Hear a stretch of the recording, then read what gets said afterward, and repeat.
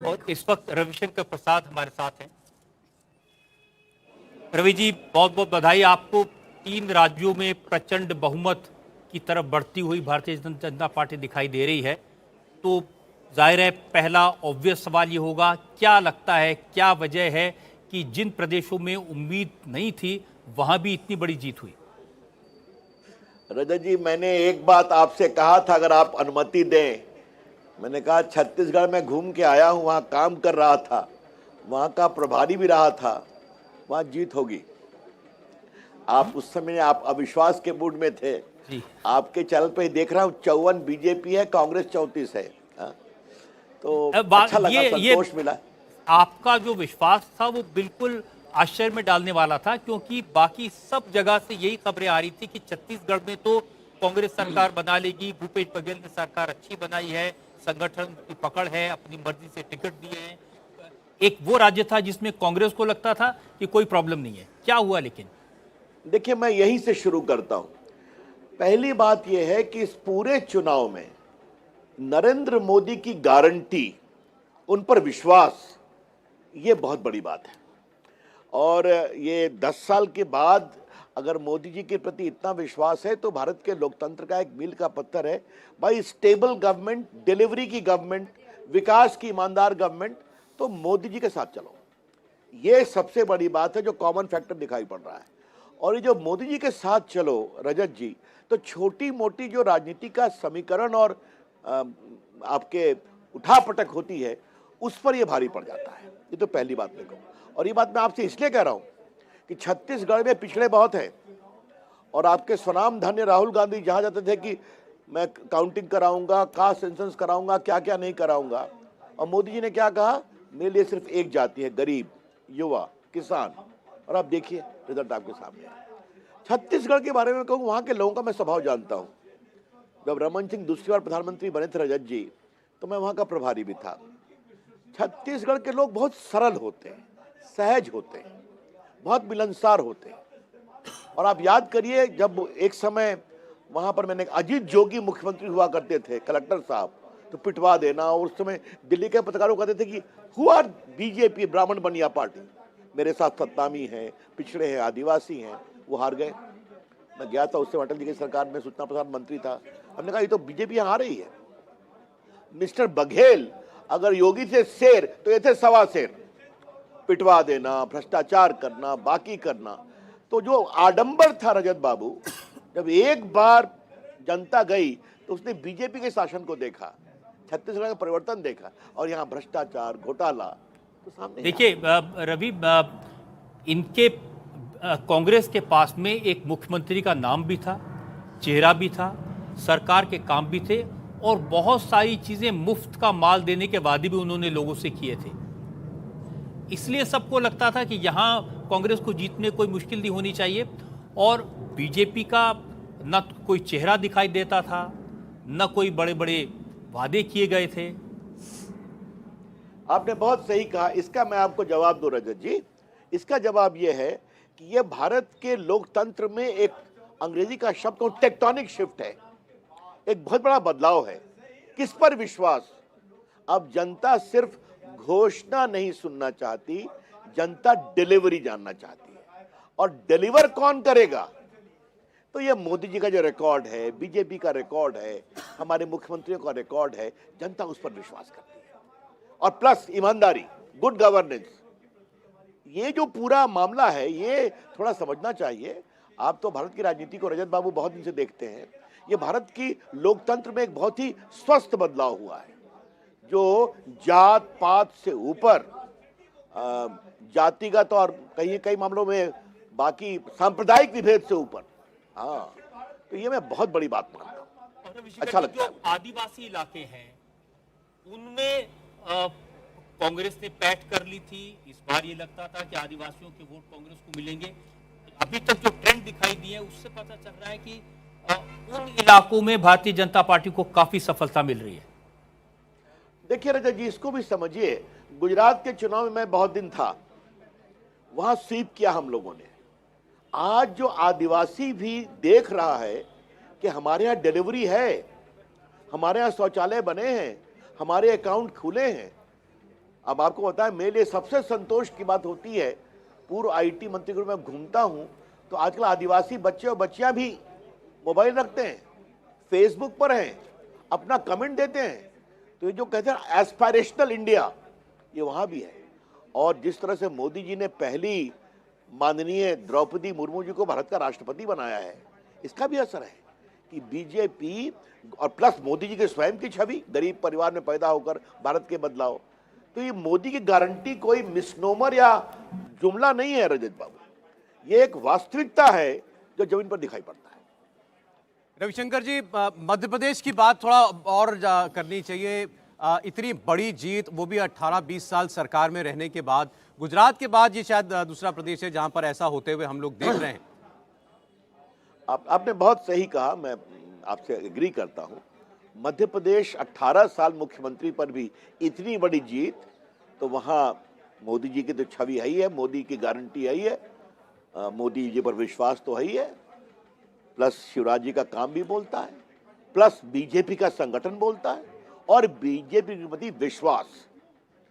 देखिए, आज मैं पहली बार एक बात कहूं, ये मेरा ऑब्जर्वेशन है, रजत जी भी सुन रहे हैं, मेरे मित्र हैं, अनुभवी हैं काफी। आज की पॉलिटिक्स में लीडर के प्रति एक ट्रस्ट होना बहुत जरूरी है, विश्वास। चाहे वो मुख्यमंत्री हो या जिले का नेता हो या केंद्र का मंत्री हो या राष्ट्रीय नेता हो। आज मोदी जी इसलिए लोकप्रिय हैं कि जनता ने 75 इयर्स लोकतंत्र के बाद, ये हमारे विश्वास के नेता है, इस पर विश्वास करो। शिवराज ने भी वो विश्वास अर्जित किया है।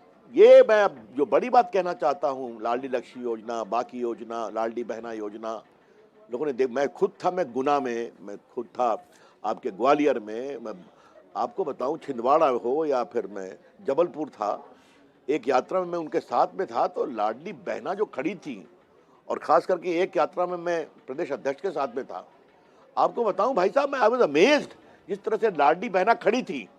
और बाकी बात, और उसके बाद मैंने एक सवाल किया उनसे, जरा बताओ तो आप लोग कितने लोग फेसबुक पर हो, तो फट से सबों ने हाथ उठा दिया। कितने लोग डिजिटल पेमेंट का काम करते हो, आधे लोगों ने हाथ उठा दिया। तो ये जो बदलाव हो रहा है रजत बाबू, ये दिखाई पड़ता है। लेकिन ये रविशंकर लोग जी, इसको फील करते हैं। इंप्रेशन ये क्रिएट किया गया था कि शिवराज सिंह 18 साल से मुख्यमंत्री रहे, फटीग आ गया, उनका चेहरा देख करके लोग उकता गए हैं, अब बदलाव होना चाहिए, नया फेस आना चाहिए। देखिए, इसमें एक बात मैं कहूंगा, ये तो लोग चुनाव के पहले ऐसा होता है, लेकिन फिर जो मैंने पहले बात कही, लोगों ने मोदी जी पर विश्वास किया, देश का काम और शिवराज के काम दोनों को जमीन पर महसूस किया। और वहां तो देखिए दो ही नेता है ना, जो मैं बात पहले कह रहा था। एक दिग्गी राजा, तो दिग्गी राजा का अभी तक भंटाधार लोग याद करते, रजत बाबू याद होगा, उस समय अरुण जेटली प्रभारी थे, अगर आपको वो चुनाव का याद होगा 2003 का, तो ये भंटाधार नाम उन्होंने ही दिया था। आज तक वो नाम चलता है, आज तक दिग्गी राजा भंटाधार।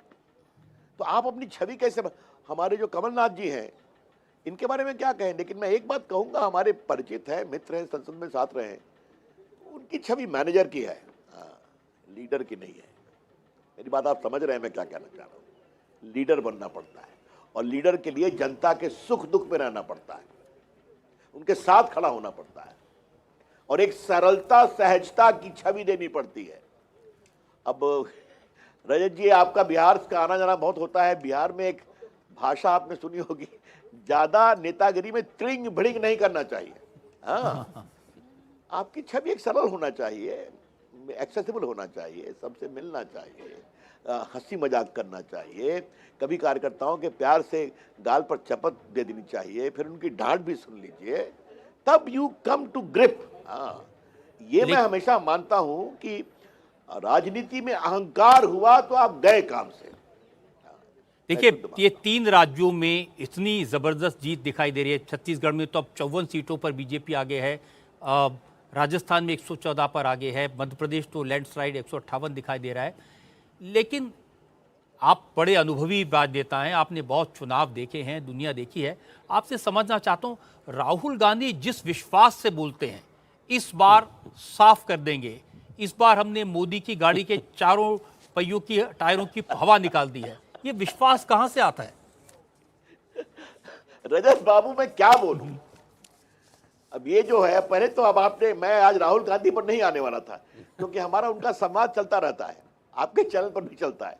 मैं आपने बात कही है तो मैं आपसे एक बात कहना चाहता हूं। राहुल गांधी चिट की पॉलिटिक्स करते हैं। हाँ, किसी ने उनको चिट पकड़ा दिया तो कभी सावरकर का रिकॉर्ड चलता है, उसके पर याद कहीं 19 में चौकीदार क्या क्या अपशब्द का प्रयोग किया उन्होंने, पिटे। सावरकर के तो अपमान पर हम लोग को भी गुस्सा आता था। मैं तो अंडमान के उस सेल में 3 बार गया हूं जहां वो 11 साल रहे। जब भी जाता हूं तो आंख से आंसू निकलते हैं। हमने कहा राहुल गांधी को किसी ने बताया भारत का इतिहास? चलिए छोड़िए इस बात को।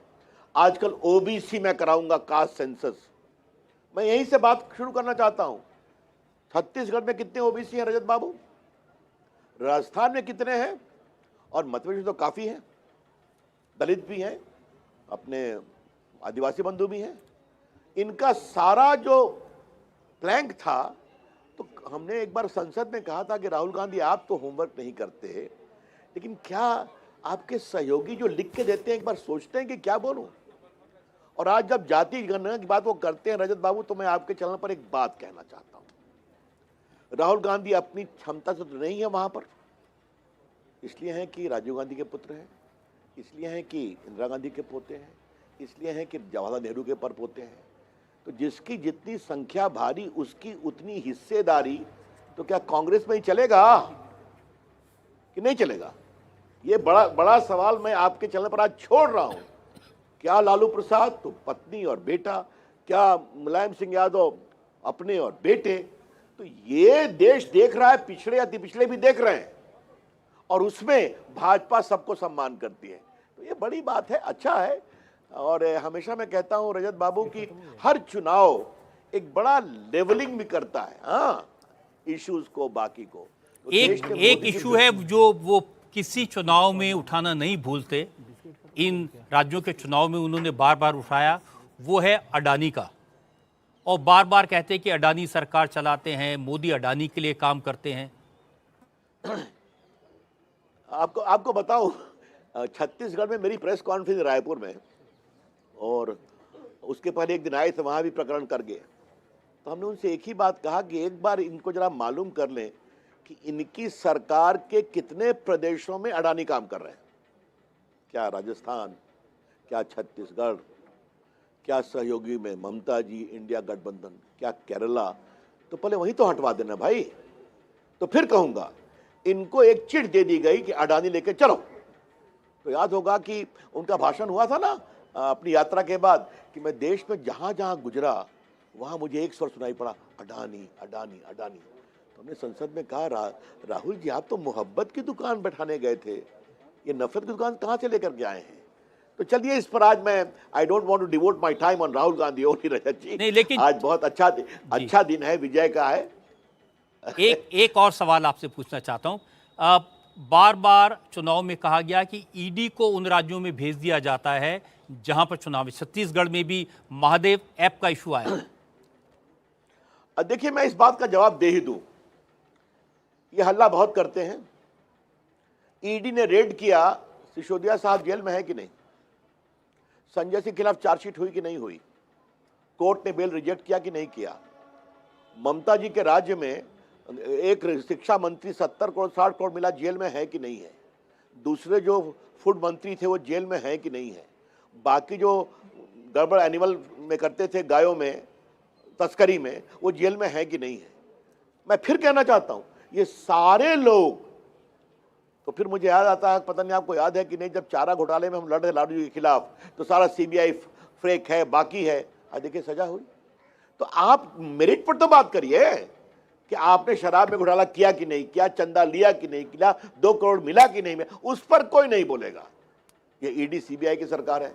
अब पूरा नेशनल हेराल्ड की जमीन मिल गई, प्रॉपर्टी मिल गई। रजत जी आप तो दिल्ली के अनुभवी हैं, वो नेशनल हेराल्ड की बिल्डिंग जो है बहादुर शाह जफर मार्ग पर है, उसकी कीमत क्या है? और मोहाली, मुंबई, पटना, लखनऊ 5,000 करोड़ की संपत्ति आपको मिल जाती है। तो इंक्वायरी क्यों नहीं होनी चाहिए? होगी, जवाब देना पड़ेगा और हम उठाएंगे, यही तो बात है। तो अब भूपेश बघेल का नंबर आएगा? देखिए भूपेश बघेल का वहां इंक्वायरी चल रही है रजत जी, लेकिन एक बात है, मैं एक बात में उनकी तारीफ करूंगा, उनके पर्सनल असिस्टेंट आईएएस जेल में, 2 कलेक्टर जेल में, पॉलिटिकल सहयोगी जेल में, क्या कोयला घोटाला, क्या शराब घोटाला, लेकिन अड़े हैं, खड़े हैं। हमने कहा वाह रे वाह, कोई चेहरे पे शिकन नहीं। तो वो शिकन जनता ने दे दिया, 55 बीजेपी, 33 कांग्रेस।